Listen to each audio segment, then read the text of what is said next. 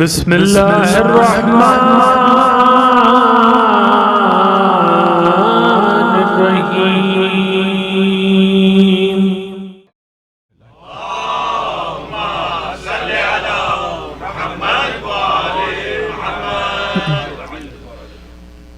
لا حول ولا قوة الا باللہ العلی العظیم۔ اعوذ باللہ من الشیطان اللعین الرجیم۔ بسم اللہ الرحمن الرحیم۔ الحمد للہ الذی قصرت عن رؤیتہ ابصار الناظرین وعجزت عن نعتہ اوہام الواصفین۔ صلی علی محمد وآلہ الطاہرین ولعنۃ اللہ علی اعدائہم وخذلتہم اجمعین من الآن الی قیام یوم الدین۔ اما بعد فقد قال اللہ سبحانہ تبارک و تعالی فی کتابہ المبین وقولہ الحق۔ بسم اللہ الرحمن الرحیم۔ الحمد للہ رب العالمین۔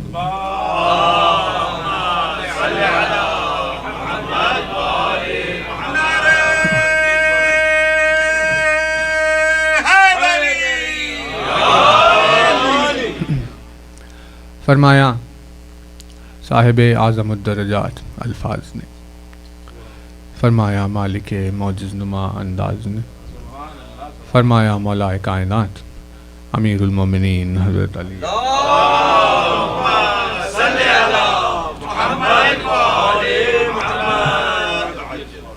مولا کائنات کے جس مبارک و مقدس فرمان سے آپ کی خدمت میں مجلس کا آغاز ہے، اپنی اس بے مثل و بے نظیر حدیث میں مولا کائنات نے دو ایسے صفات کا ذکر کیا، دو ایسی خاصیتوں کا ذکر کیا کہ جنہیں مولا نے مرد و زن کا حسن قرار دیا، ان کی زینت قرار دی۔ اور یہ بے انتہا قابل توجہ پہلو ہے کہ کسی شے کو اگر علی زینت قرار دے تو اس شے کی خوبصورتی و حسن کا عالم کیا ہوگا، کیونکہ وجود علی کا وجود خود سراپا زینت ہے، اور وجود علی زینت توحید ہے، یعنی جسے علی میسر نہ ہو اس کے لیے توحید کوئی ڈراؤنی شے ہے۔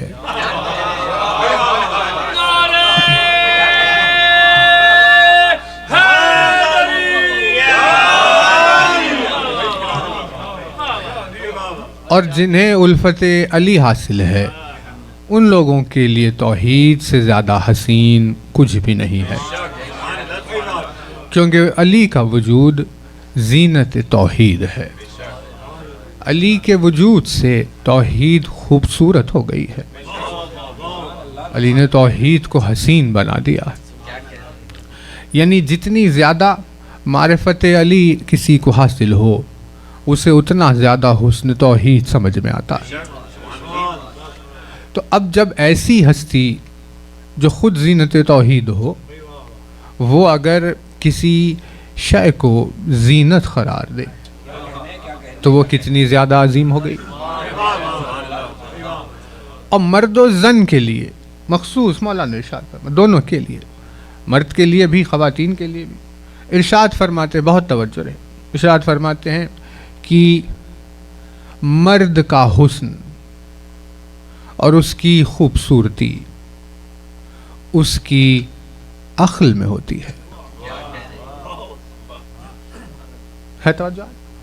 ارشاد فرمایا کہ مرد کی خوبصورتی اس کی عقل میں ہوتی ہے، جتنا زیادہ صاحب عقل ہے وہ اتنا زیادہ حسین ہے۔ اور دنیا میں بھی اس بات کو کوئی انکار کر نہیں سکتا، لیکن دنیا تو خیر بہت چھوٹی شے ہے، اللہ کے نزدیک وہ مرد حسین ہیں جس کے پاس دولت عقل ہے، کیونکہ اسی عقل سے اس کی معرفت جڑی ہوئی ہے، اسی معرفت سے اس کے مراتب جڑے ہوئے ہیں۔ اسی لیے مولا نے فرمایا جو جتنا بڑا عاقل ہوگا وہ خدا کی نگاہوں میں اتنا زیادہ حسین ہوگا۔ جسے یہ خواہش ہے کہ وہ خوبصورت نظر آئے، جسے یہ خواہش ہے کہ وہ خوبصورت محسوس ہو، انہیں چاہیے کہ وہ اپنی عقل کی حفاظت کرے۔ بے توجہ نا؟ یعنی جب عقل کی تعریف کے تعلق سے پوچھا گیا کہ مولا عقل کہتے کسے ہے، یعنی کیا شے ہے عقل، کہا کسے جائے گا، تو امام نے فرمایا عقل اس صلاحیت کا نام ہے جو کسی کو یہ بتاتی ہے کہ اس کا ہادی کون ہے۔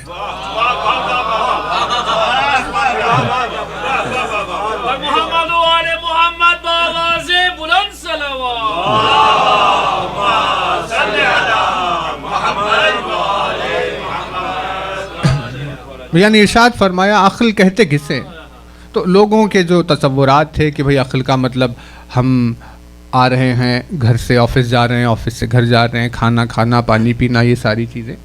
تو جب یہ بات ہوئی تھی تو مولا نے کہا یہ سب کام تو جانور کرتے ہیں، جانور بھی اپنی غذا تلاش کرتا ہے، وہ بھی اپنے گھر بناتے ہیں، وہ بھی جان بچاتے ہیں۔ آپ اگر پھینکیں بندر کسی بلی کی طرف پتھر پھینکیں اگر آپ، تو وہ جان بچا کر جائے گی، یعنی اسے شعور ہے اس بات کا کہ مجھے نقصان ہو رہا ہے اور اس نے جان بچا لیا۔ تو یہ ساری چیزیں اگر عقل ہے تو مولا نے فرمایا پھر انسان عقل مند اور جانور بے عقل کیسے ہو گئے؟ تو حیرت میں پڑ گئے، انہوں نے پوچھا آپ بتائیے تعریف کیا ہے؟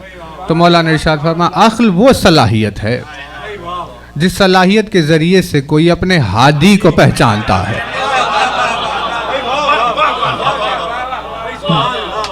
یعنی جب تک یہ طے نہیں کر پا رہا کہ مجھے کس کے پیچھے چلنا ہے،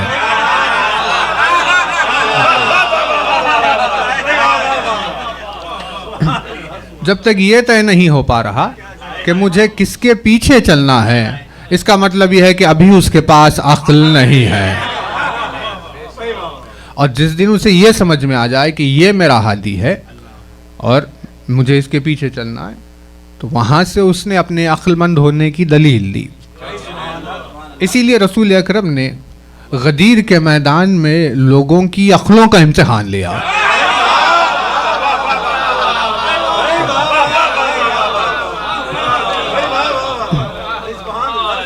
میدان غدیر میں لوگوں کی عقلوں کا امتحان لیا۔ جب ان کے سامنے ان کے ہادی کو پیش کیا تو 1.25 لاکھ کے مجمع میں مختصر ہی تھے جن کے پاس دولت عقل تھی۔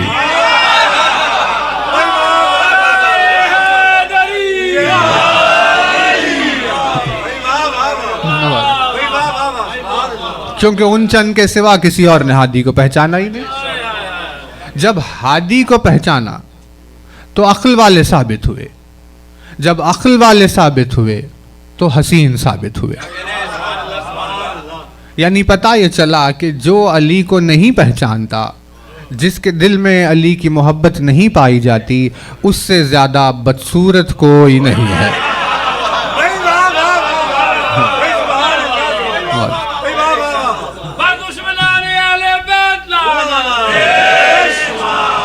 کیونکہ مولا نے ارشاد فرمایا مرد کا حسن اس کی عقل میں ہے۔ جس نے عقل ہادی کو پہچان کر عقل کی دلیل دی، تو جب ہادی کو پہچانا تو عقل مند ہے، جب عقل مند ہے تو حسین ہے، کیونکہ مرد کا حسن اس کی عقل میں۔ اسی لیے علی سے رشتہ توحید کو، مخلوق خالق کو بھی مخلوق کو بھی، نام علی نے حسین بنا دیا۔ علی کا نام ہٹ جائے تو خالق سے بھی لوگ ڈر رہے ہیں اور مخلوق سے تو دہشت پھیلی رہی ہے، کیونکہ یہ حسن نہیں ہے۔ اسی لیے مولانا نے ارشاد فرمایا کہ کسی مرد کا حسن اس کی عقل میں ہوتا ہے۔ کیا کہنے یار، یعنی جواب نہیں ہے اس جملے کا۔ اگر اس کی گہرائی تک پہنچے کوئی، صلوات بارگاہ الہی میں بلند کریں.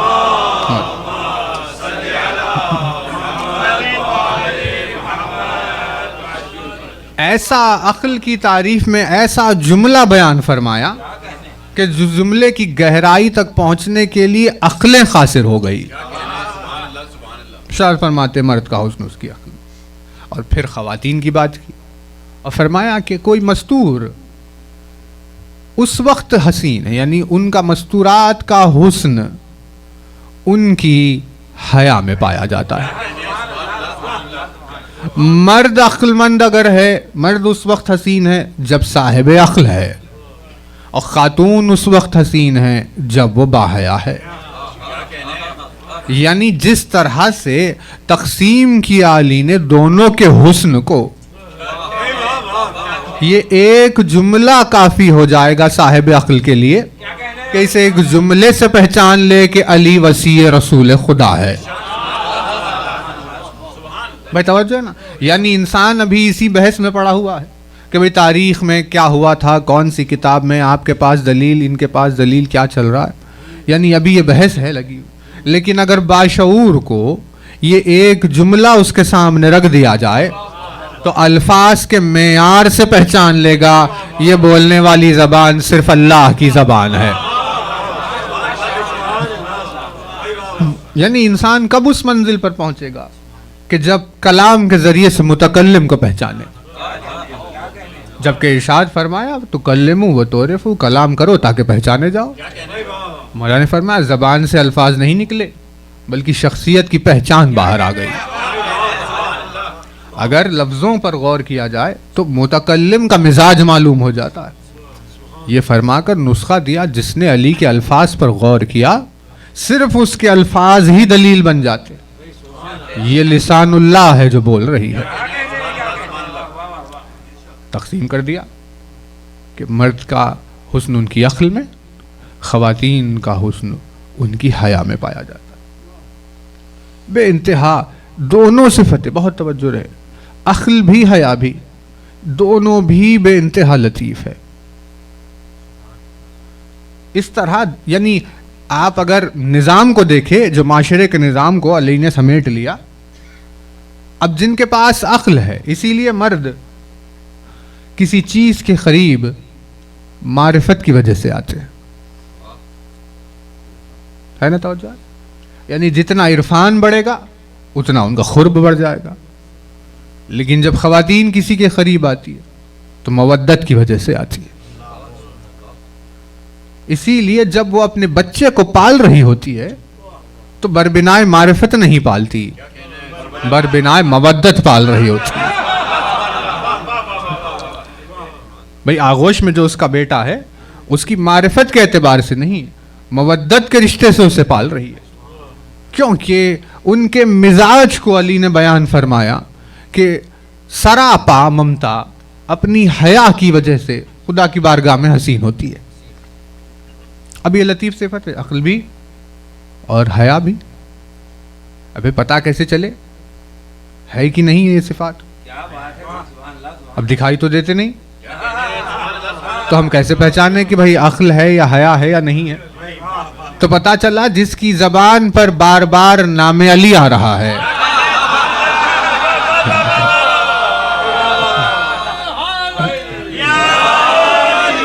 بار بار جس کی زبان پر علی کا نام آ رہا ہے وہ اس کی عقل کے ہونے کی دلیل ہے. اور جس کی زبان پر بار بار اس میں سید آ رہا ہے وہ اس کے باحیا ہونے کی دلیل ہے.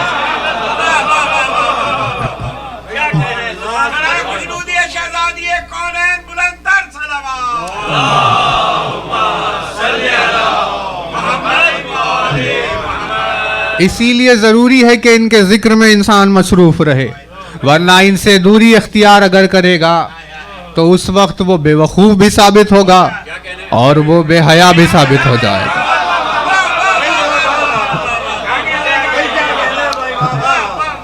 بھئی صفت ہے جس کے اپنانے سے اس کا اثر ہوتا ہے.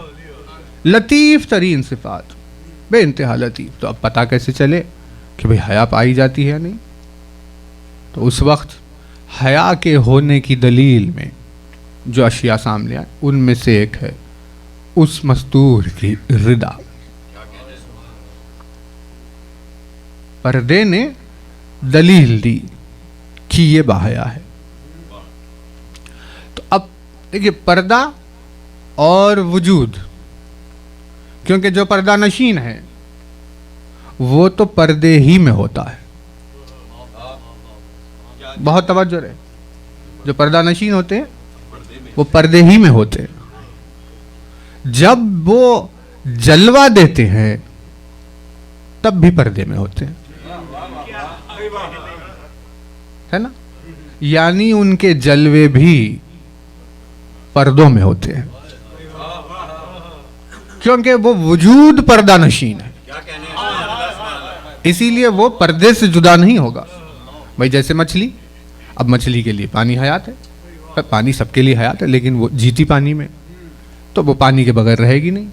اگر زندہ ہے تو پانی سے.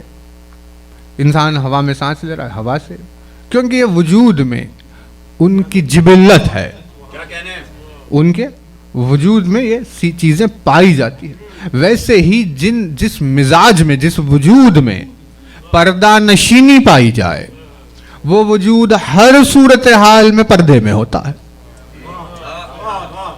اتنا زیادہ وجود پردے میں ہوا کہ اس وجود کو اللہ نے اپنا پردہ قرار دیا. ہے نا توجہ؟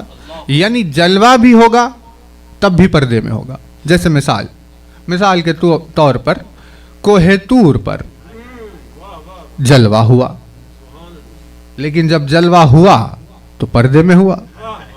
یعنی جلوہ تو ہو گیا، اسے کوئی دیکھنے والا ہی نہیں تھا.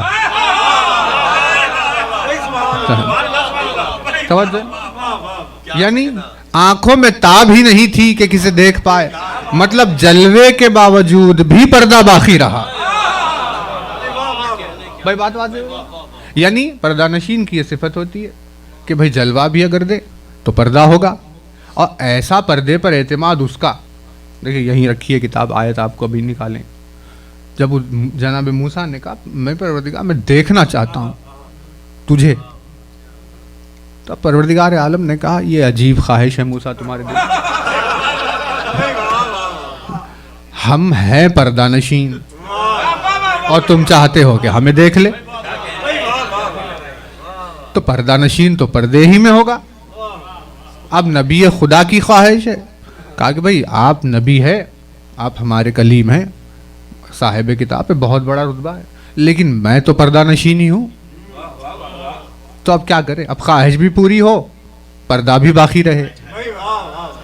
تو اس نے کہا ٹھیک ہے موسیٰ. یعنی اب اعتماد توحید دیکھیے،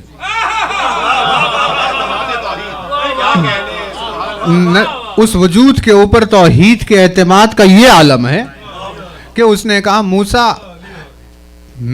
تمہارا جو رب ہے وہ اس پہاڑ پر جلوہ نما ہوگا، وہ جلوہ کرے گا کوہ طور پر. اگر یہ اپنے مقام پر ثابت باقی رہ جائے اور ریزہ ریزہ نہ ہو تو تم مجھے دیکھ پاؤ گے. یعنی کنڈیشن کیا ہے کہ جو جلوہ طور پر ہونے والا ہے، اگر اس جلوے نے پہاڑ کو ریزہ ریزہ نہ کیا تو پھر اللہ کو موسیٰ کو نظر آنا ہوگا. نہیں توجہ نہیں کر رہے بھائی. انہوں نے دیکھنے کی ضد کی تو پروردگار عالم نے کہا تم دیکھ نہیں سکتے. اب خواہشوں کا اصرار ہوتا رہا تو کہا کہ ٹھیک ہے، اگر جلوے کے بعد یہ پہاڑ ثابت رہ جائے تو تم مجھے دیکھ پاؤ گے. یعنی اس نے اپنے دیکھنے کو اس جلوے کے اعتماد پر داؤ پر لگا دیا.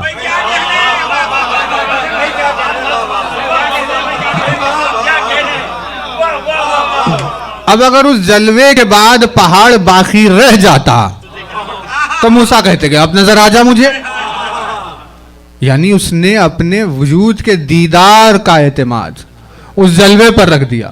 اور ظاہر سی بات ہے اب اس جلوے نے جب اللہ کے گھر میں درار پیدا کر دی تو کوہ طور کیسے باقی رہتا ہے؟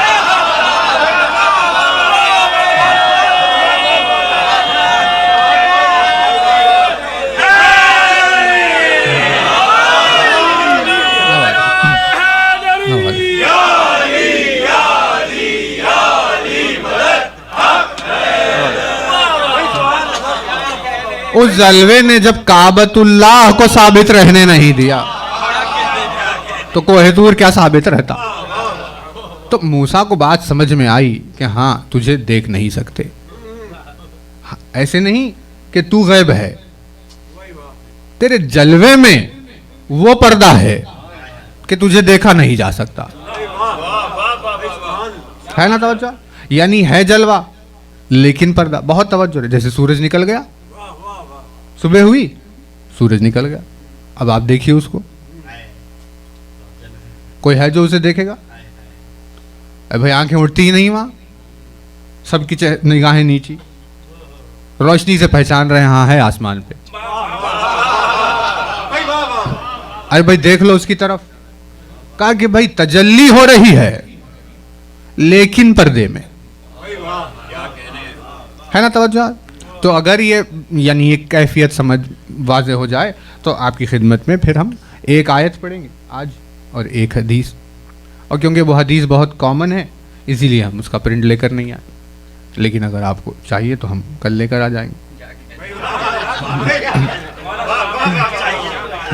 لیکن کیونکہ آپ نے کئی مجلسوں میں سنی ہی ہوگی اسی لیے ہم نے کہا کیا فائدہ ہے، تو بہرحال بہت توجہ رہے، یعنی ہوا جلوہ لیکن پردے میں، یہ مزاج پردہ نشین ہے کہ آئے گا سامنے تب بھی پردے میں ہی ہوگا۔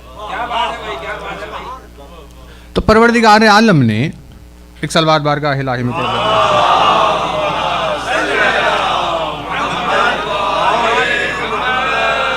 قبلہ کی صحت و سلامتی کے لیے بآواز بلند صلوات،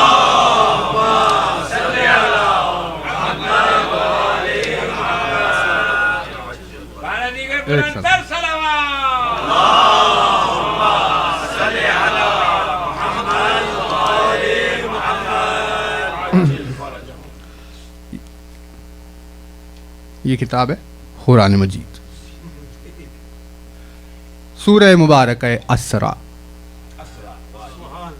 سورہ اسرا جسے بنی اسرائیل بھی کہتے ہیں۔ اب یہ اتفاق کہیے یا خدا کی مرضی، کل جو سورہ تھا اس کا آغاز بھی معراج سے تھا، اور آج جو سورہ اس کا بھی آغاز معراج سے، معراج کا تذکرہ دونوں میں موجود ہے، اور اس سورہ نمبر 17 سورہ اسرا آیت نمبر 78-79 آپ کی خدمت میں آج۔ پروردگار عالم نے ایک جگہ کا ذکر کیا، ایک مقام کا، اس مقام کو اس نے کہا مقام محمود، بھائی توجہ ہے نا؟ مقام کا ذکر کیا جس کا نام ہے محمود۔ اب وہ بہرحال تفصیل انشاءاللہ ہوگی، لیکن جیسے ہی لفظ مقام آیا تو اس سے اتنا تو ہمیں سمجھ میں آ گیا کہ وہاں اللہ نہیں ہے،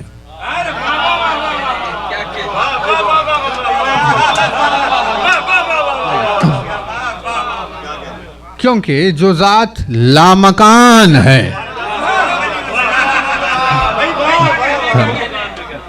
جو ذات لامکان ہے اسے کسی ایک جگہ پر طے نہیں کیا جا سکتا، بھائی اس کے لیے یہ نہیں طے کیا جائے گا کہ وہ یہاں ہے، اس کے لیے یہ طے نہیں کیا جائے گا وہ یہاں ہے، یعنی وہ ادھر بھی ادھر بھی ادھر بھی ادھر بھی ہر جگہ اسی لیے ہے کیونکہ وہ لامکان ہے۔ لامکان ہونے کی وجہ سے مکان میں ہر جگہ ہے، بھائی توجہ ہے نہیں کہیں پر بھی، ہوئے بغیر ہر جگہ ہے۔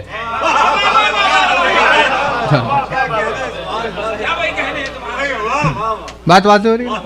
یعنی یہ خداوند عالم کی توحید ہے، بھائی لامکان ذات، تو جو لامکان ہے یعنی لامکان کا مطلب ہے جس نے مکان کو پیدا کیا، جس نے مکان کو خلق کیا۔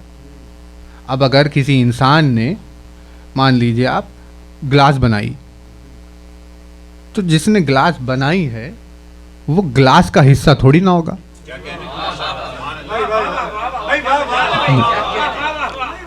جس نے اسے بنا دیا اب وہ گلاس سے یا کسی بھی چیز سے بنی ہوئی ہے, بنانے والا اس میں شامل نہیں ہے, کیونکہ بنانے والا تو باہر ہے اور اس نے اسے بنایا. جب اس نے مکان بنایا تو وہ مکان میں شامل نہیں ہوگا, کیونکہ وہ اس وقت سے موجود ہے جب مکان تھا ہی نہیں. یعنی یہ مکان کہتے ہیں اسپیس کو نا, یہ اسپیس تھی ہی نہیں, یہ مکان تھا ہی نہیں. اس نے اسپیس بنائی تاکہ اس میں ہماری طرح کوئی میٹر آئے. تو اسپیس اور میٹر کی بحث ہمارے لیے, اس کے لیے نہ اسپیس کی ضرورت ہے نہ میٹر کی ضرورت, لامکان ہے. تو جو لامکان ہے اس کی کوئی جگہ نہیں ہوتی, توجہ ہے نا. لیکن اس نے مقامات کا, مکانات کا تذکرہ کیا, مقام, مکان, فلاں فلاں. بھئی جب آپ لامکان ہیں تو پھر آپ مکان کا ذکر کر کیوں رہے؟ اس سے مراد کیا ہے؟ تو اس نے کہا وہاں میں تو نہیں ہوں, لیکن جہاں میرا نشان ہوتا ہے اس جگہ کو میں اپنی جگہ قرار دیتا ہوں.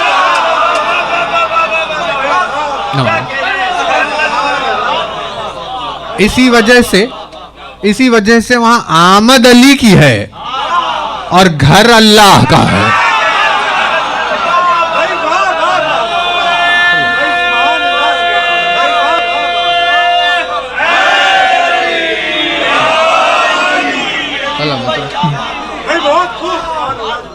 اس وجہ سے وہاں آمد علی کی ہے مگر گھر اللہ کا ہے. کہا بھئی تیرا گھر, ابھی جو ہے ہی لامکان, اس کے لیے گھر کا تصور. کہا گھر میں ہم نہیں رہتے, انسانوں کی طرح, مخلوق کی طرح ہم گھر میں رہتے نہیں, لیکن اگر وہاں ہمارا نور آ جائے تو اس جگہ کو ہم اپنے سے منسوب کرتے ہیں. تو جب یہ بات واضح ہوئی تو ہمیں یہ بھی سمجھ میں آیا جب اس نے کہا کہ خلق السماوات والارض فی ستۃ ایام ثم استوى علی العرش, آسمان اور زمین کو 6 دنوں میں خلق کیا اور عرش پر چلا گیا. جیسے ہی کہا عرش پر چلا گیا تو وہ اس کی بات نہیں ہو رہی,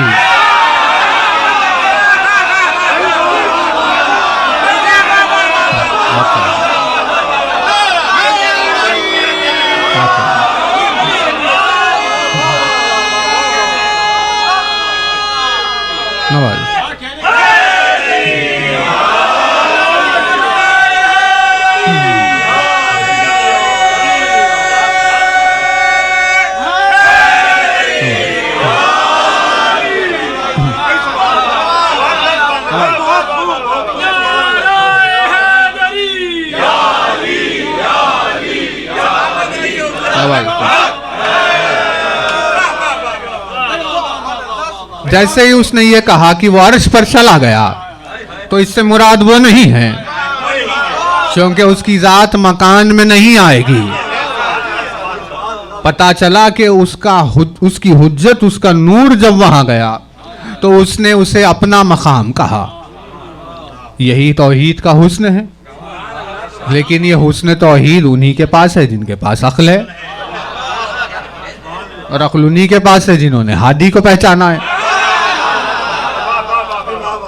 ورنہ ہادی کو ہی نہیں پہچانا, عقل نہیں ہے, حسن نہیں. اب یہ ساری باتیں سمجھ میں نہیں ہیں. انہیں لگتا ہے کہ کوئی بہت ہی یعنی کوئی موٹا وجود بیٹھا ہوا ہے کہیں, جو جہنم میں بھی اپنا پیر رکھنے والا ہے.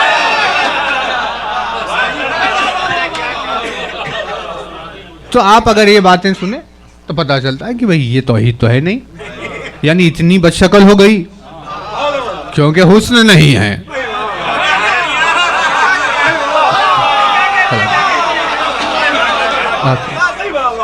حسن توحید علی کا وجود ہے, اگر علی ہٹ جائے تو یہی سب ہوگا.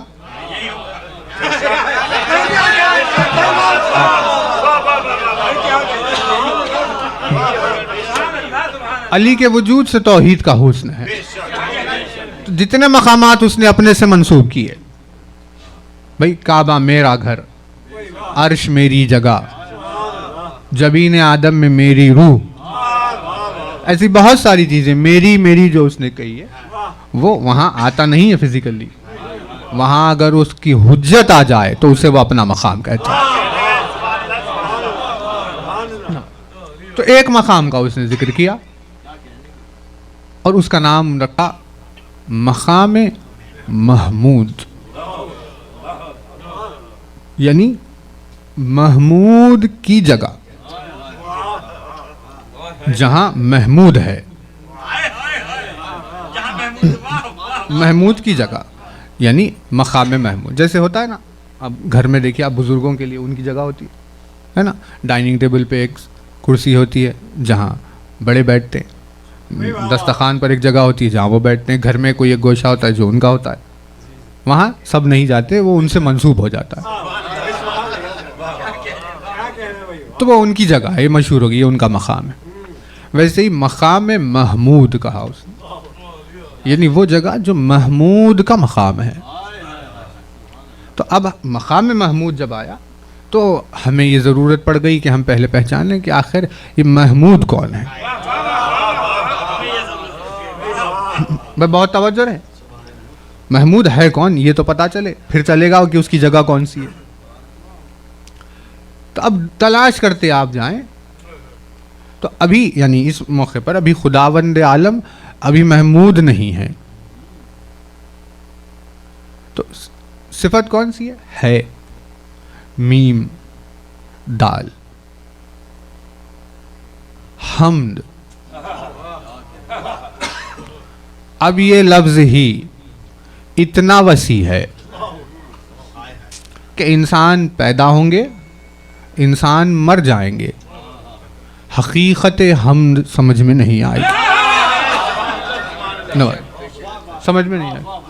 اس اتنے خاص حمد کو اس نے الف لام سے اور خاص کر کے الحمد کر دیا.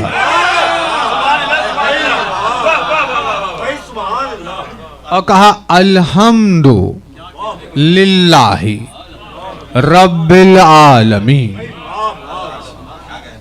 الحمد اللہ کے لیے ہے جو عالمین کا رب ہے. توجہ نا، اب اس نے کیا کیا؟ الحمد للہ، الحمد اللہ کے لیے ہے، اس کے لیے. کون ہے وہ؟ کہ وہ عالمین کا رب ہے. تو یہ شاید آپ کے سامنے بات ہوئی تھی، اب آیت آئی تو ہم سنا کہ لوگوں نے سمجھا عالمین کا رب یعنی کہ بھئی زمین، آسمان، چاند، سورج، ستارے، انسان، جانور، یہ ساری چیزوں کا وہ رب ہے، اور اس پر وہ خوشی منا رہا ہے کہ میں سب کا رب ہوں.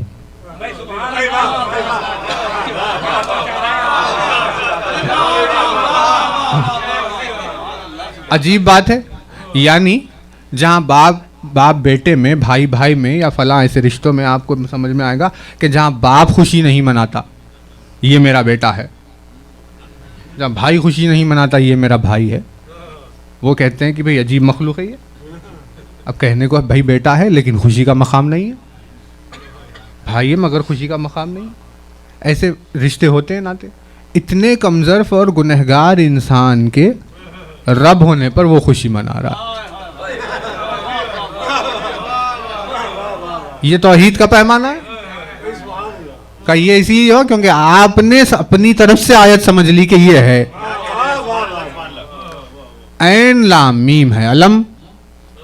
علم کا مطلب ہے نشان. جب بہت ہی عظیم نشان ہو تو ہوتا ہے عالم.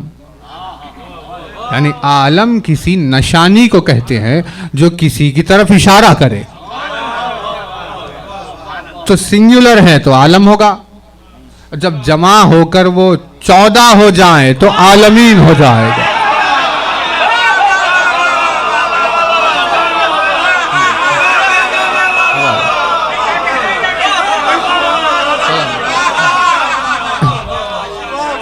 چودہ نشانیوں کو عالمین کہیں گے.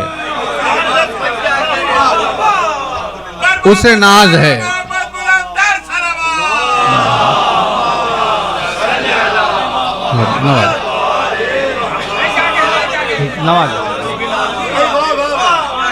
اسے ناز ہے اپنے آپ پر اس وجہ سے کہ میں 14 کا رب ہوں.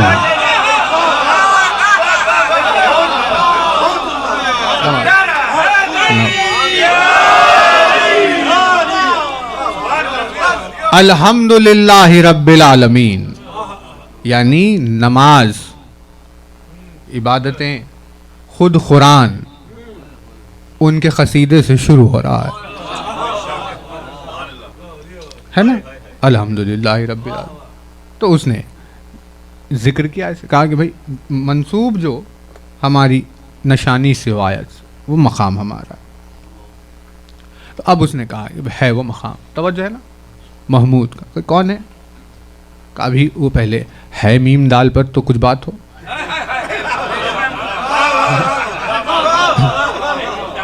حمد تعریف کو کہتے ہیں، لیکن تعریف مخصوص ہوئی تو ظاہر سی بات ہے صفت بھی خاص ہو گئی.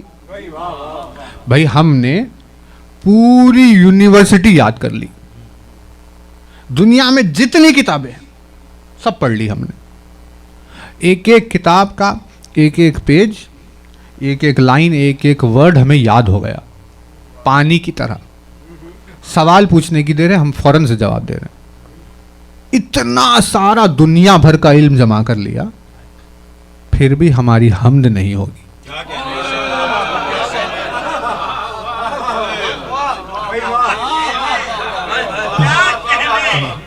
کرنے والے مدح کر سکتے ہیں، حمد نہیں کر سکتے.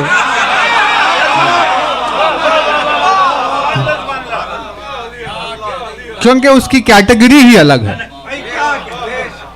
کا شرط رکھا گیا، حمد اس تعریف کو کہتے ہیں جو کمال ذات پر ہو.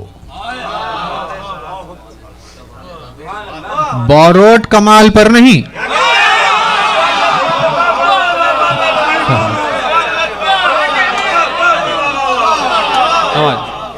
ادھار جو لیا جاتا ہے کمال، میں معلوم نہیں تھا، پیدا ہوئے جاہل، کتابیں پڑھ پڑھ کے سیکھے نا.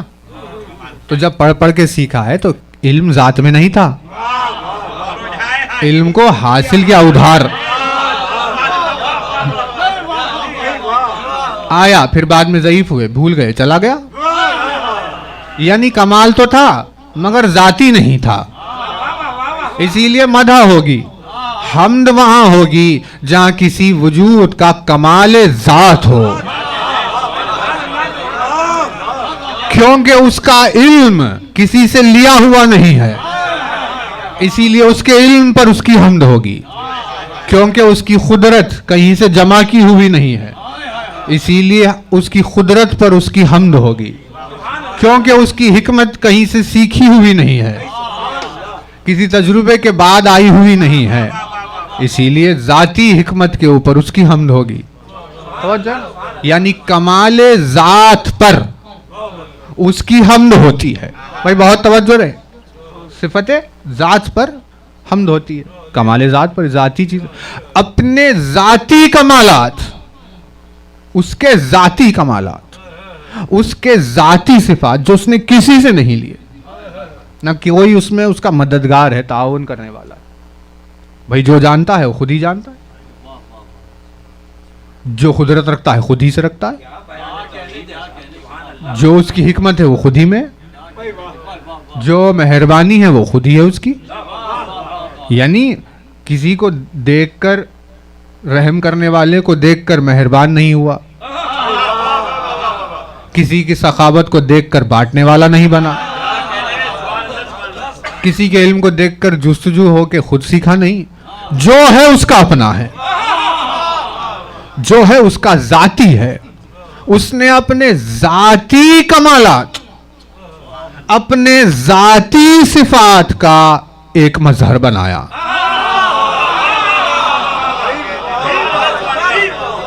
بھائی بہت توجہ رہے، ایک مظہر بنایا، اور اس مظہر ذات الہی سے، مظہر کمالات الہی سے، مظہر صفات الہی سے عالمین نے اس کے کمالات کو دیکھنا شروع کیا. تو مطلب یہ نکل رہا ہے، جو خوش ہو کر جتنی زیادہ علی کی تعریف کر رہا ہے وہ در اصل میں اللہ کی حمد کر رہا ہے.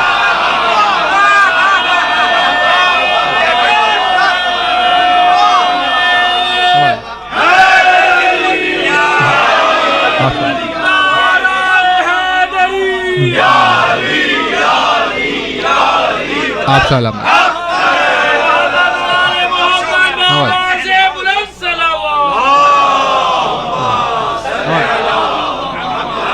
آپ سلامت.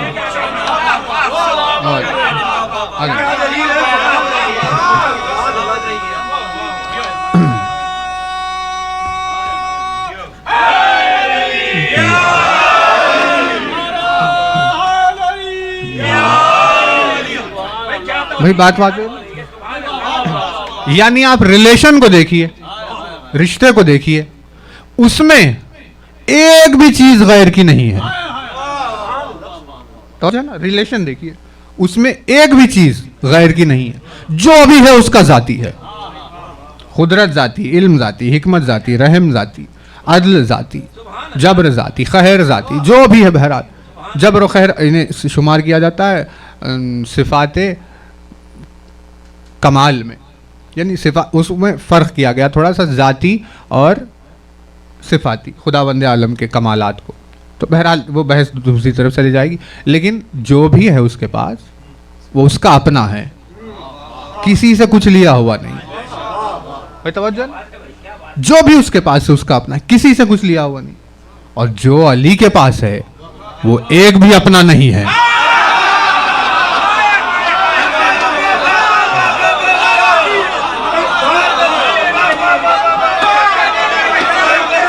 آپ سلام.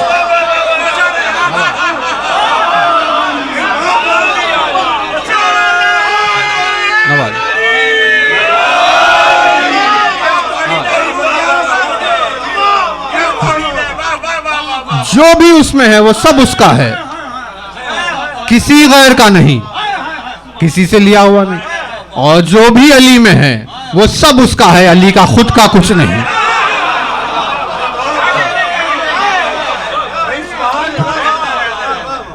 اسی وجہ سے جو علی کی مدحت میں مصروف ہے وہ اللہ کی حمد میں مصروف ہے.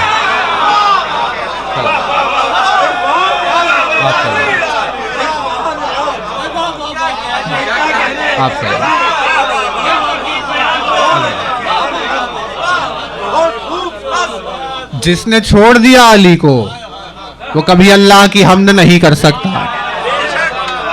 بغیر الفت علی الحمدللہ کہنا حرام ہے.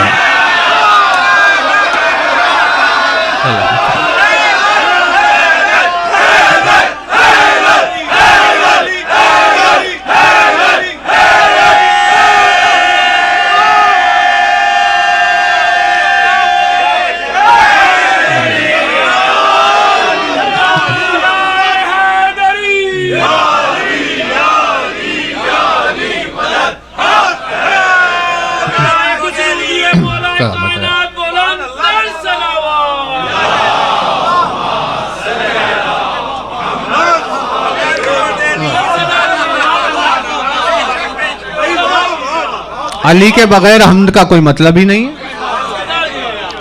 اس میں جو ہے وہ سب اس کا ذاتی ہے. علی میں جو بھی ہے کچھ بھی ذاتی نہیں ہے, سب اسی کا ہے. تو یہ ہوئی حمد. بہت توجہ ہے, یہ ہوئی حمد. اس پر اس نے باب فعیل پر جو آپ کی خدمت میں 2-3 دن شاید پہلے جو بات ہوئی, ایک صفت کا اظہار کیا اور کہا کہ بھئی ذات ہماری حمید ہے. حمید ہے. کہا بھئی کون ہے یہ حمید؟ کسے کہتے ہیں حمید؟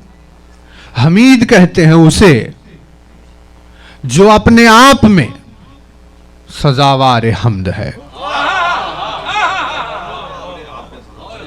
توجہ, کسی کی حمد سے, کسی کی حمد کرنے سے اسے مطلب نہیں ہے. کوئی اس کی حمد کرے یا نہ کرے, وجود میں سزاوار حمد ہے. بھائی بہت توجہ ہے نا. یعنی مثال کے طور پر کوئی صاحب کمال ہوتا ہے, اب کچھ لوگ ہیں تعریف کرتے ہیں, کچھ لوگ نہیں کرتے. تو تعریف کرنے نہیں کرنے سے اسے کیا فرق پڑنے والا ہے؟ مولا نے تو یعنی میزان ہی الگ رکھا. مولا ارشاد فرماتے ہیں کہ تعریف کرنا ہمت کا کام ہے.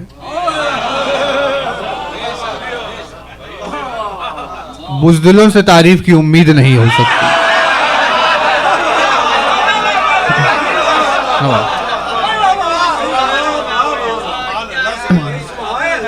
ارشاد فرمایا تعریف ہمت کا کام ہے اور وہ کرنے کے لیے ہمت درکار ہے. کسی باکمال کی تعریف بعض ظرف ہی کر سکتا ہے. اور کیا میزان رکھا, کیا تول دیا. ارشاد فرماتے جتنا کمال ہے اگر تعریف اس سے زیادہ ہو رہی ہے تو مولانا نے فرمایا اس میں ذاتی مفاد چھپا ہوا ہے. نہیں, توجہ نہیں کر رہے. جتنا کمال ہے اگر تعریف اس سے زیادہ ہو رہی ہے تو اس میں کوئی لالچ چھپی ہوئی ہے, اور جتنا کمال ہے اگر اس سے کم تعریف ہو رہی ہے تو اس میں حسد چھپی ہوئی ہے.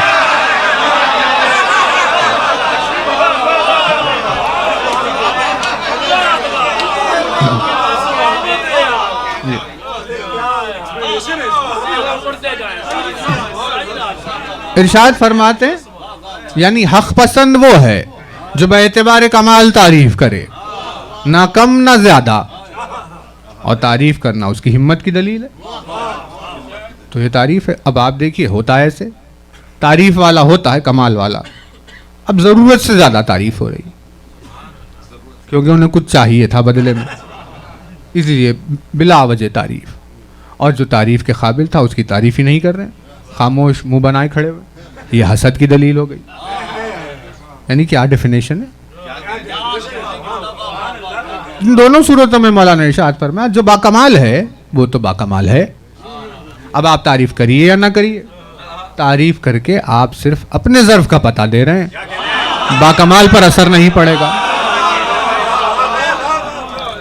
تو کہا کہ بھائی اب حمید وہ ذات ہے جو اپنے آپ میں سزاوار حمد ہے. کوئی حمد اس کی کرے یا نہ کرے اس سے اس کے رتبے میں کوئی فرق پڑنے والا نہیں ہے. ہاں, حمد کرنے والے اپنے ظرف کا پتہ دے رہے ہیں.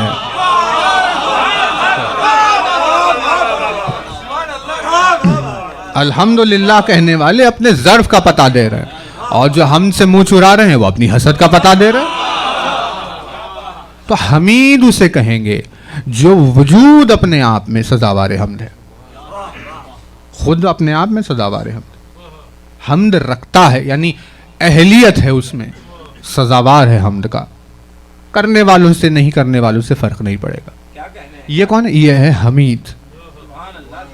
بہت توجہ نا, وجود حمید ہے.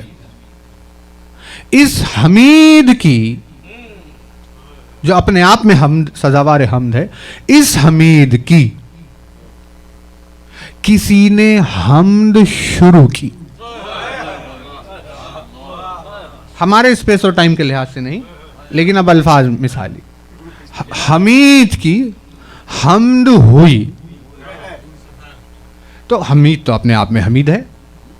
جب اس کی حمد ہوئی تو توجہ ہے نا, اب یعنی فعل آ گیا درمیان میں. یہ تو ذات تھی حمید, اب حمد کرنا یعنی فعل درمیان میں. جیسے ہی فعل آیا, حمد کرنے والا حامد ہوا. حمد کرنے والا حامد کہلایا, اور جس کی حمد ہو رہی تھی وہ محمود کہلایا. بھئی بات واضح ہو رہی ہے. ایک وجود ہے جو اپنے آپ میں حمید ہے, اسے کسی حمد سے یعنی عمل سے فرق نہیں پڑے گا, ذات میں سزاوار ہے.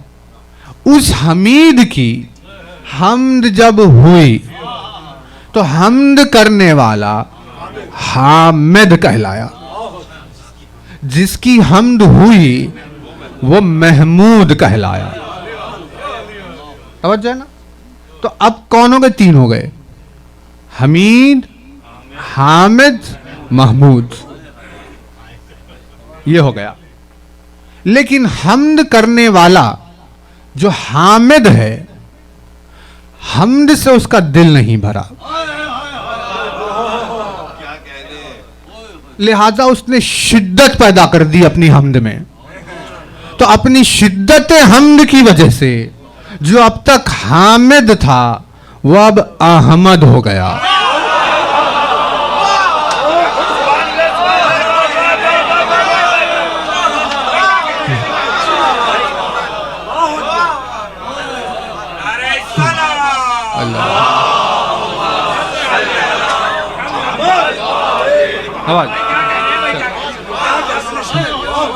سٹیج وائز چلی بات کہ بھئی حامد تھا، شدت پکڑی فعال پر گیا، حماد ہوا، شدت پکڑی فعال افعل ہو گیا، احمد پہنچ گیا. اس طرح یہ حمد شدید ہو گئی، اتنی شدت سے حمد ہوئی. اب جب یہ شدت سے حمد کا سلسلہ چلتا رہا تو محمود نے حامد کی طرف دیکھا، اور جب حامد کی طرف دیکھا تو حامد میں اسے وہ کمالات ملے کہ اب محمود نے طے کیا کہ وہ حامد کی حمد کرے گا.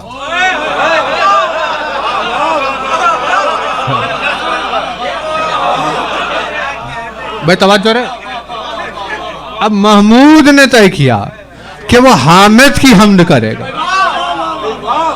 اب جیسے ہی ادھر سے ہم شروع ہوئی، محمود فاعل ہو گیا اور حامد مفعول ہو گیا. مطلب اب محمود حامد ہو گیا اور حامد محمود ہو گیا. اور حمد کے بعد جب اس کا بھی دل نہیں بھرا تو اس نے بھی حمد میں شدت اختیار کی. تو اب وہ حمید جو محمود تھا شدت حمد کی وجہ سے حماد ہو گیا، اور حمد کا ایک ایسا جھرمٹ بننے لگا کہ جیسے کسی کہکشاں میں ستاروں کا جھرمٹ ہوتا ہے.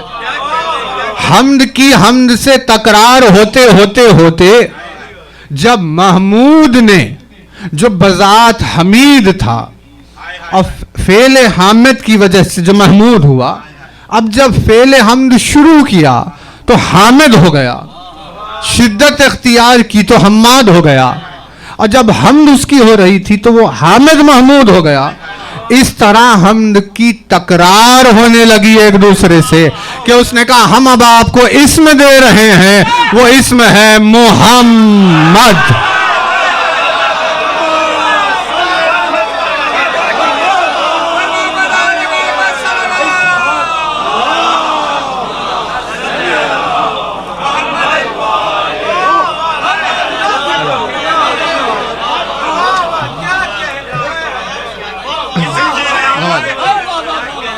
جو اسم اب پڑھ رہا ہے وہ اسم ہے محمد.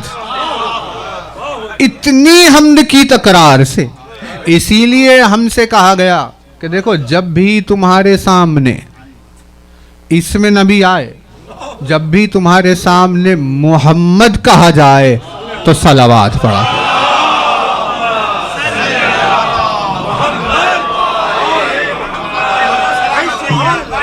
کیونکہ تمہیں پتہ نہیں وہ ماحول کا کیا عالم تھا جس ماحول میں یہ نام رکھا گیا.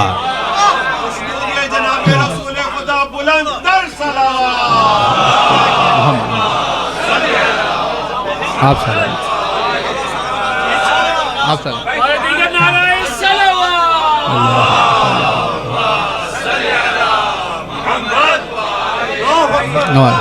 کیونکہ تمہیں اس ماحول کا پتہ نہیں ہے جس ماحول میں یہ نام رکھا گیا، لہذا صلوات پڑھ کر اس ماحول میں شامل ہو جاؤ.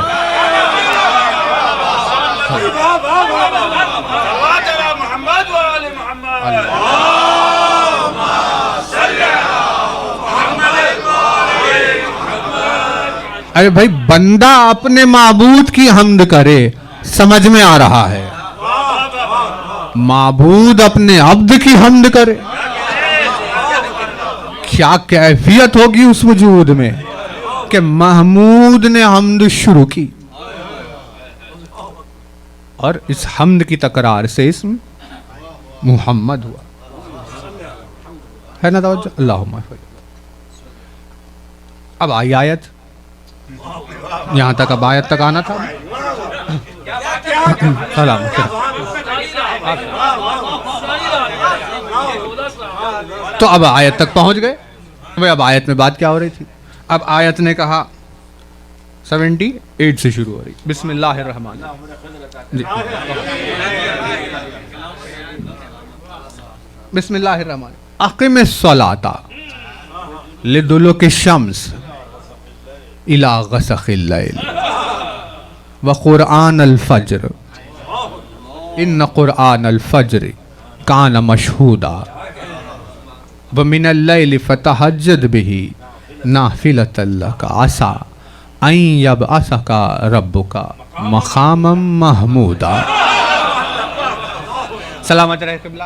پروردگار عالم آپ کو ہمارے سر پر سلامت رکھے، آپ کی اولاد پر، آپ کے خانوادے پر آپ کا سایہ سلامت رہے. کیا جذبہ ایمانی ہے، کیا نگاہ عرفان ہے. یعنی آیتیں سارا قرآن مجید دل میں محفوظ ہے. پروردگار عالم سلامت رکھے. وعدہ کر رہا ہے کہ اقیم الصلاۃ، دیکھو قائم کرو. کسے؟ صلاۃ کو. قائم کرو صلاۃ کو. صاد لام واو ہے نا روٹ. صلو صلو صلاۃ، یعنی صلاۃ میں اور صلوات میں خاص فرق نہیں ہے.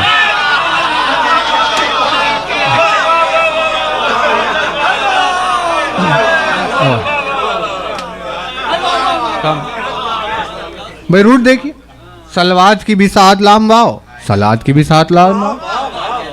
صلاۃ کہتے کسے ہیں؟ بھائی نماز جو پڑھتے ہیں ہم، یہ تو نماز تو فارسی لفظ ہے نا. عربی میں نماز کو نماز تھوڑی نہ کہتے ہیں، عربی میں تو اسے صلاۃ کہتے ہیں. صلاۃ ہے کیا؟ 7 لام واو. یا ایھا الذین آمنوا صلوا علیہ، یہی ہے صلوات میں، یہی ہے صلاۃ میں. یعنی نماز میں اور صلوات میں فرق ہی نہیں ہے. تو ہمیں پتا چلا اچھا نماز رکھی کیوں گئی. نماز رکھی ہی اسی لیے گئی تاکہ انسان اہل بیت پر صلوات کے قابل ہو.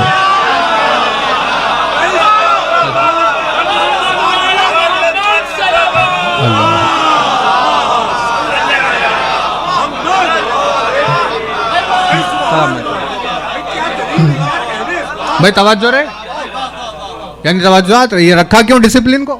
کیونکہ اس نے گوارا نہیں کیا کہ ایسے ہی کھڑے ہوئے ہیں، چل رہے ہیں راستے میں، صلوات پڑھ رہے ہیں. اس نے کہا نہیں، اہل بیت کے رتبے کو پہچانا نہیں. کہا کیا کرے پروردگار، تو ہی بتا کیسے صلوات بھیجنا ہے. کہا جاؤ وضو کر کے آؤ، پاکیزہ مقام پہ مصلی بچھاؤ، لباس پاک پہنو، پہلے حمد کرو، ہماری بارگاہ میں حاضری دو، تکبیر بیان کرو، یہ ساری چیزیں ہو، ہاں اب تم صلوات پڑھنے کے قابل ہوئے ہو.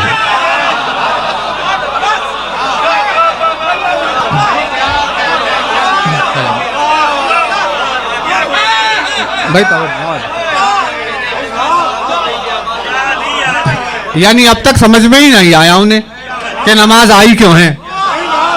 اللہ نے حکم نماز اسی لیے دیا تاکہ صلوات پڑھنے کا سلیقہ سیکھا جائے، ہے نا. اسی لیے تو ارشاد فرمایا جس کی نماز میں صلوات شامل نہیں ہے اللہ ان نمازوں کو منہ پر مارنے والا ہے.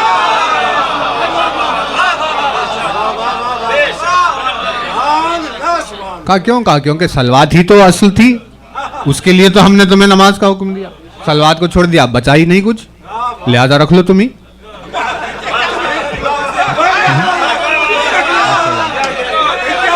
آپ سلامت.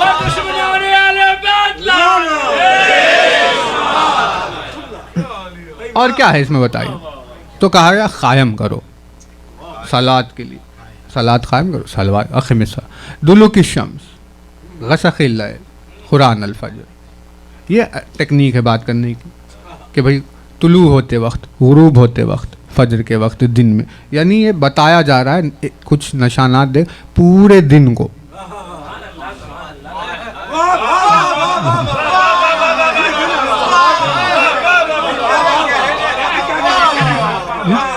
بھائی جیسے آفس میں ہوتا ہے نا، آپ کے ساتھ ہوتا ہے، ہمارے ساتھ کہ بھائی لاگ ان سے لاگ آف تک تمہیں کام کرنا ہے، تو اب اس میں پیریڈ تھوڑی نا ہے بھائی، شروع سے آخر تک ہے. پروردگار نے کہا فجر سے غروب تک قائم کرو، صلوات پڑھتے رہا کرو، زندگی تمہاری صلوات سے بھری رہے، اس کے سوا کچھ اور نہ. وقرآن الفجر، فجر کے وقت کی خصوصیت بیان کی. قرآن، اب دیکھیں قرآن کا میننگ آیا اس میں، ان القرآن ان قرآن الفجر کانا مشہورا، قرآن الفجر کانا مشہورا، یعنی کہ بھائی جو فجر کے وقت ہوتی ہے اس کی تو گواہیاں بھی ہے، تو لفظ قرآن رکھ دیا. قرآن میں لفظ ہے رکھا ہوا قرآن، تو ہمیں میننگ مل گیا. اچھا یہ مطلب ہے اس کا، قرآن کا مطلب کیا ہے؟ کہ یہ کتاب کا نہیں، قرآن کا مطلب ہے وہ جو پڑھا ہے. تم پڑھو اسے جسے پڑھا گیا ہے. تو اب ہم اگر پڑھنے کے لیے آئے تو پتہ چلا پہلے ہی آ گیا، ہم بعد میں پڑھ رہے ہیں، تو پڑھا ہوا یہ ہم سے تو نہیں ہے. بھائی پڑھا ہوا کا معنی کیا ہوا کہ بھائی کسی نے پڑھ لیا، لیکن ہم تو اس وقت پڑھ رہے ہیں جب یہ آیا، کہ پہلے یہ آ گیا ہم بعد میں آ رہے ہیں. تو جتنے قرآن کے بعد آ رہے ہیں وہ سب صرف فالو کریں گے، پڑھے ہوئے میں ان کا مصداق نہیں ہوگا.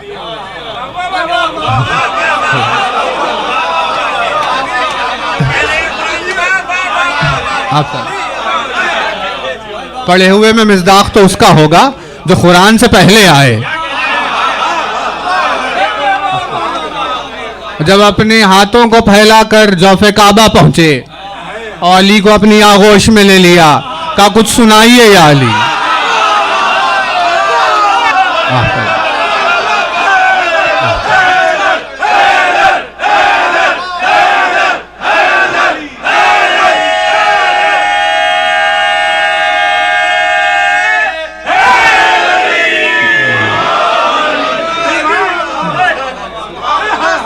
کچھ سنائیے یا علی. تو علی نے قرآن سنا دیا، یعنی پہلے پڑھا بعد میں آیا، تو نام پڑ گیا پڑھا ہوا. قرآن کو علی نے نام دیا ہے.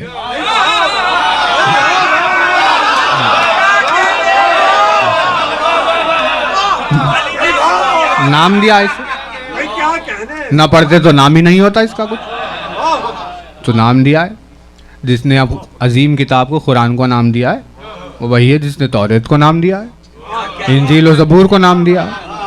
بھائی سب کو اسی نے نام دیا، جو خود اس میں الہی ہو اسی تو سب کا نام ہوگا. بہرحال یہ چلا. تو اب آیت وعدہ کیا جائے کہ بھائی ایسے ایسے سے آپ کرنا ہے. وَمِنَ اللَّيْلِ فَتَهَجَّدْ بِهِ، رات میں جب سب سو رہے ہیں، نماز شب میں آپ پھر قائم کریے صلاۃ کو. قائم مطلب 24 پہر مصروف، ہماری یاد میں مصروف کہیے کریے. ہم کیا کرنے والے ہیں؟ اَن يَبْعَثَكَ رَبُّكَ مَقَامًا مَحْمُودًا. ہم یہ کرنے والے ہیں کہ آپ کو بہت جلد مقام محمود پر بٹھائیں گے.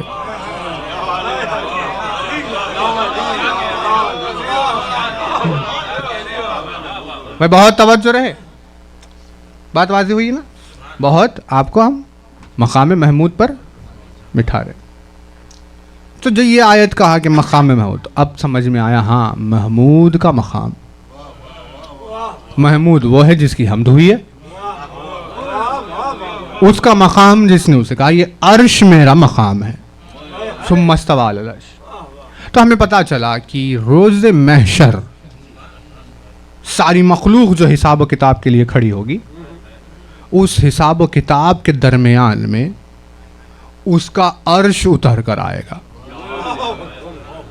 بھائی بہت توجہ ہے نا، اس کا عرش آسمان سے اتر کر آئے گا، محشر کے میدان میں ایک بلند ترین مقام پر، اب وہ فضا ہے یا کوئی بلندی ہے یا ہوا میں، وہاں پر عرش الہی آ جائے گا۔ اہل محشر صرف اس جگہ کو دیکھ کر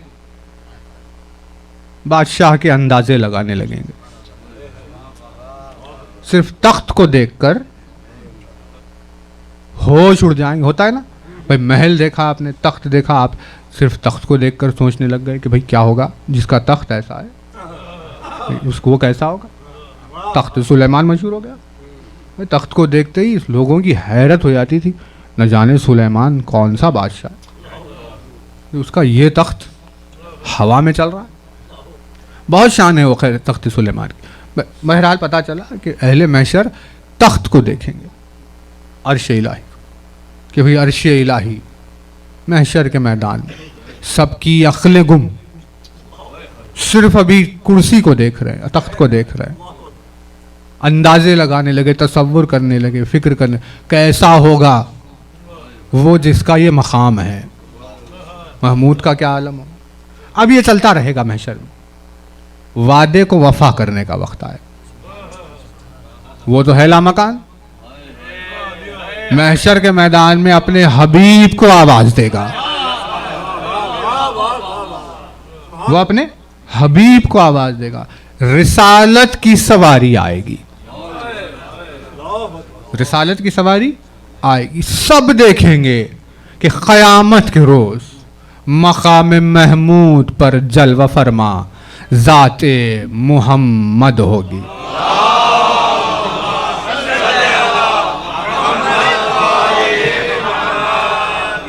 بھائی توجہات رہے، سب کیا دیکھیں گے کہ بھئی یہ مقام محمود پر محشر کے میدان میں یہ تو حبیب الہی ہے، ہم جسے شاعر کہتے تھے، جسے ہم مجنون کہا کرتے تھے، ساحر ہم جسے کہتے تھے، ہم کتنے الزام لگاتے تھے، آج ہمارا حساب و کتاب اس کے ہاتھ میں آ گیا۔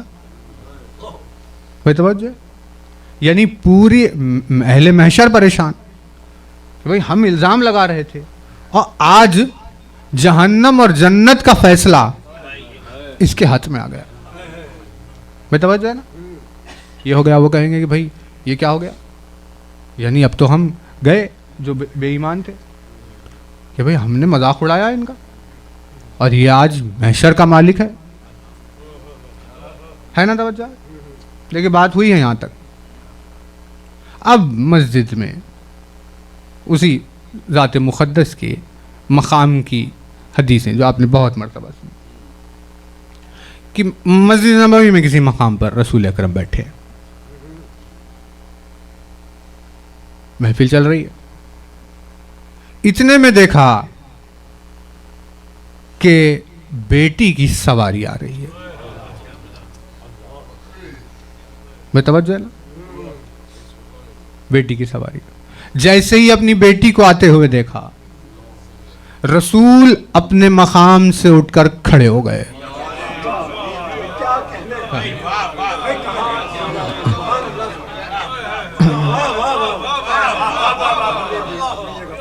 اپنے مقام سے اٹھ کر کھڑے ہو گئے شہزادی کی تعظیم میں، اور جب وہ آئی قریب تو وہاں بٹھایا جہاں خود بیٹھے ہوئے تھے۔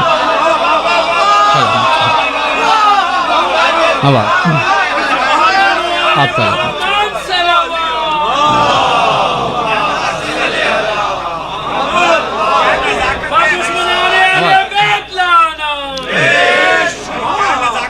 جہاں خود بیٹھے ہوئے تھے وہاں اپنی بیٹی کو بٹھایا، اور جب تک وہ بیٹھی رہی وہ پہلو میں کھڑے رہے،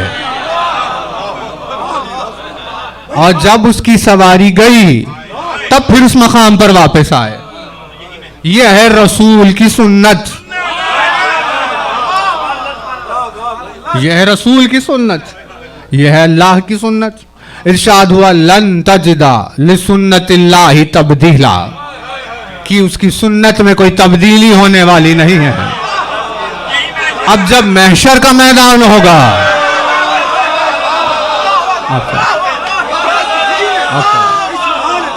اور وہ مقام محمود پر بیٹھا ہوا ہوگا کہ اتنے میں فاطمہ کی سواری آئے گی. اللہ کا رسول مقام محمود سے تعظیم میں اٹھ کر کھڑا ہو جائے گا اور جہاں خود بیٹھا ہوا تھا وہاں اپنی بیٹی کو بٹھائے گا. قیامت کے روز مومنین دیکھیں گے مقام محمود پر جلوہ فرما دختر سید المرسلین ہوگی. قیامت کے دن مقام محمود پر رسول کی بیٹی ہوگی.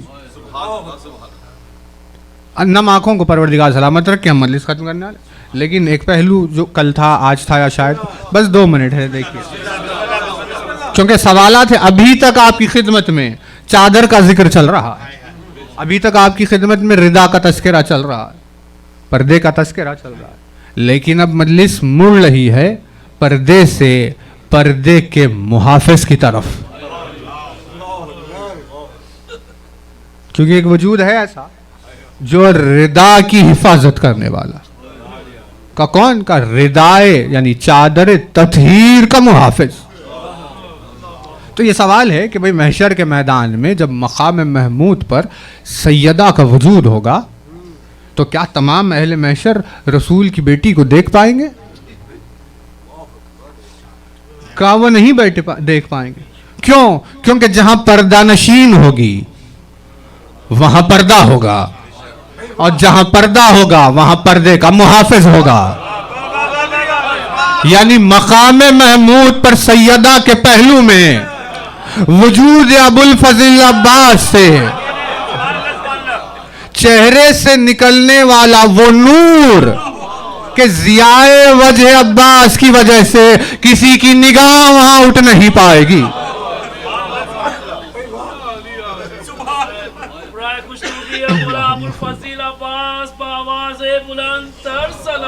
اللہ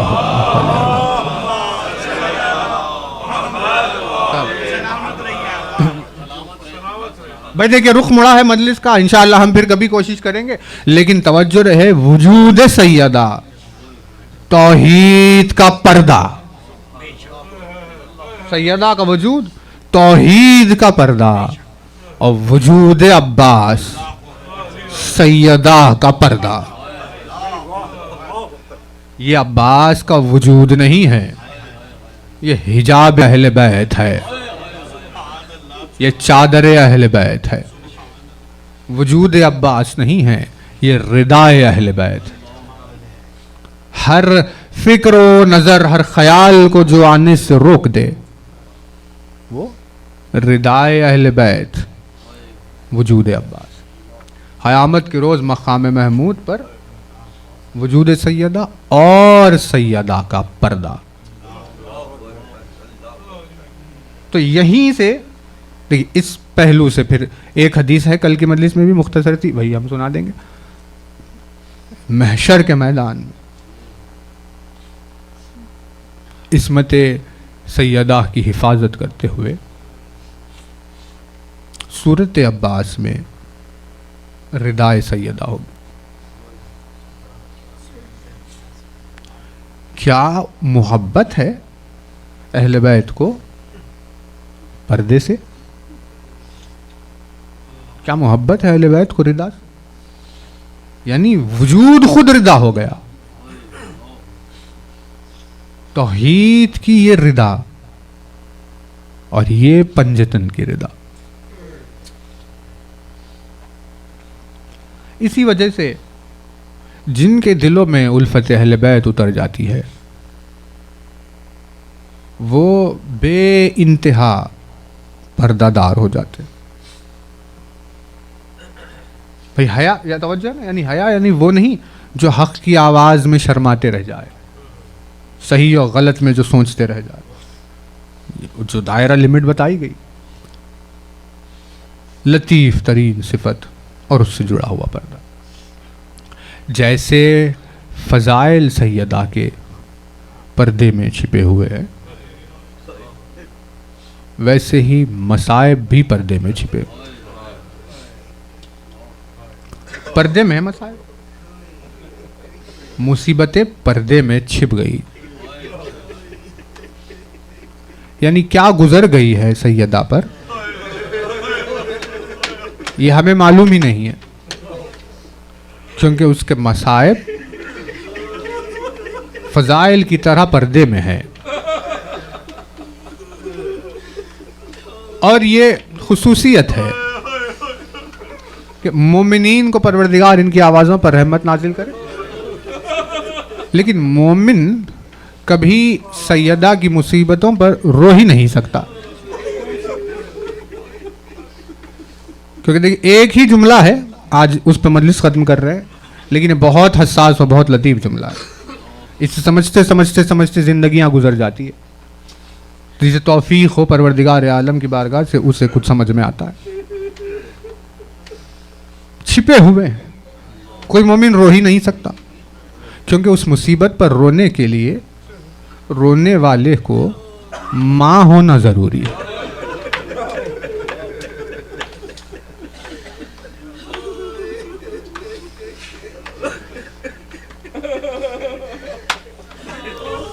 جب تک ممتا نہیں ہوگی اسے سمجھ میں نہیں آئے گا کہ ہمیں گریا کیسے کرنا ہے.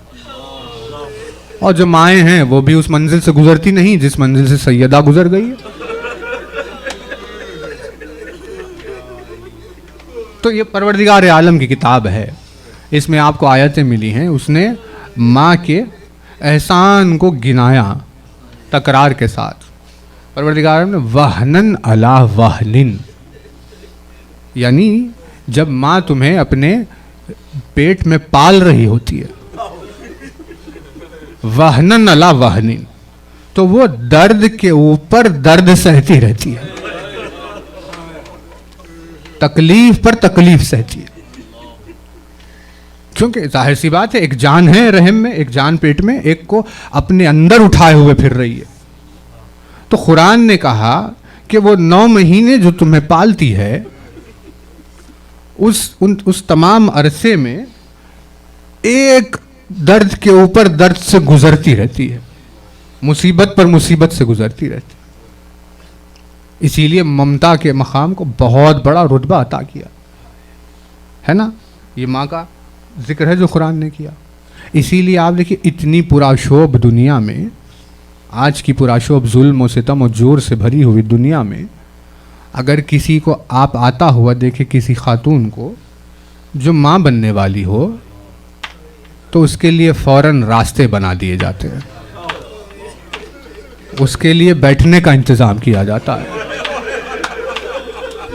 اس کے لیے راحت و آرام کے اسباب فراہم کرتے ہیں. حالانکہ مرد کو پتہ نہیں کہ وہ کس تکلیف سے گزر رہی ہے، لیکن ایسے پرآشوب ماحول میں بھی اتنی مروت باقی ہے کہ جب ماں نظر آ جائے تو اس کے لیے کتنے اہتمام کیے جاتے ہیں. اللہ رے یہ مصائب فاطمہ کے نصیب میں آئے ہیں، جہاں رسول کی بیٹی دروازے تک اسی لیے آئی کہ یہ میرے بابا کا کلمہ پڑھنے والی امت ہے، بیٹی کے لیے تو ان کے دل میں کچھ مروت ہوگی. لیکن اللہ رے فاطمہ کی آس ایسے ٹوٹ گئی کہ جلتا ہوا دروازہ آ کر جب بطن سیدہ پر گرا،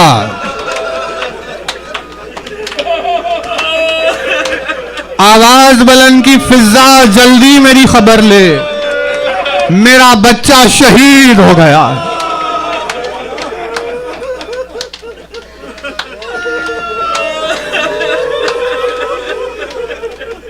آواز دی یا علی میری خبر لیجئے، میرا بچہ شہید ہو گیا. لیکن اللہ رے کیا مصیبت کی گھڑی ہے. دیکھیں ایک ہی جملہ ہے بس جو کبھی کبھی خاموشی میں تنہائیوں میں آہستگی سے فضا سے کہہ دیتی تھی، لیکن اس جملے کو سمجھنے کے لیے کتنی مصیبتوں سے گزرنا پڑ گیا. وہ جملہ کیا ہے کہ بار بار کبھی جب یاد کرتی اس منظر کو تو فضا سے حسنین بچے سننے نہ پائے دھیمی آواز میں کہتی تھی فضا میرا بچہ دنیا میں آنے سے پہلے شہید ہو گیا.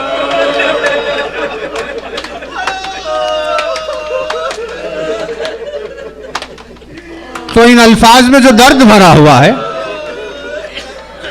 وہ ایسے سمجھ میں نہیں آئے گا بلکہ ایک تسلسل سے گزرنے کے بعد یہ مصیبت سمجھ میں آئے.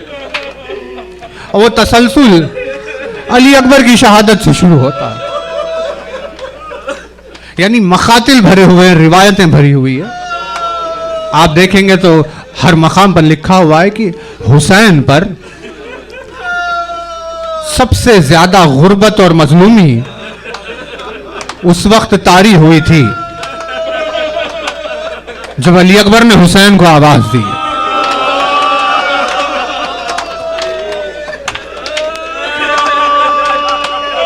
جب ایک ضعیف باپ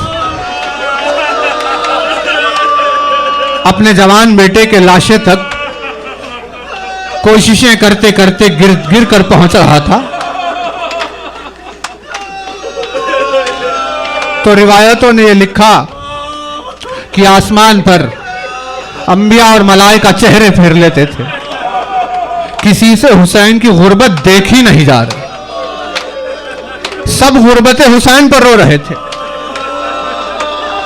عالمین پوری حسین کی غربت پر رو رہی تھی, لیکن حسین کس پر رو رہے تھے؟ حسین علی اکبر کے سن پر رو رہے تھے. پوری کائنات حسین پر رو رہی تھی اور حسین علی اکبر پر روتے روتے کہتے تھے میرے لال 18 برس دنیا سے گزرنے کا تیرا سن نہیں تھا علی اکبر. 18 برس دنیا سے گزرنے کا تیرا سن نہیں تھا. یہ کہہ کر بار بار روتے جاتے تھے. مصیبت اور آگے بڑھی جب ام فروا کے دل کی کیفیت دیکھی گئی, کیونکہ چادر میں قاسم کے لاشے کو لایا گیا. تو قاسم کے لاشے کو دیکھ کر ام فروا نے کہا میرے لال 13 برس قاسم, یہ دنیا سے گزرنے کا سن تو نہیں تھا. مصیبتیں اور آگے بڑھی جب رباب کی آغوش کی بات آئی تو رباب نے زندان میں کہا ہائے میری بچی سکینہ تو دنیا سے گزر گئی, 4 برس دنیا سے گزرنے کا سن تو نہیں تھا. عصر عاشور یہ سن و سال کی قید معراج پہ پہنچی جب علی اصغر کو حسین نے رباب کے حوالے کیا. اپنے بچے کو گود میں لیتے ہوئے کہا میرے لال 6 مہینے یہ دنیا سے گزرنے کا سن نہیں ہوتا, تو 6 مہینے میں اس دنیا سے گزر گیا میرے لال. ارے ان سب سے آگے چلی گئی مصیبت فاطمہ. آہستہ کبھی فضا سے کہہ دیتی فضا میرے بچے نے دنیا میں ایک دن بھی نہیں دیکھا تھا. ارے میرا بیٹا محسن اس دنیا میں آنے سے پہلے شہید ہو گیا, ایک روز نہیں دیکھا.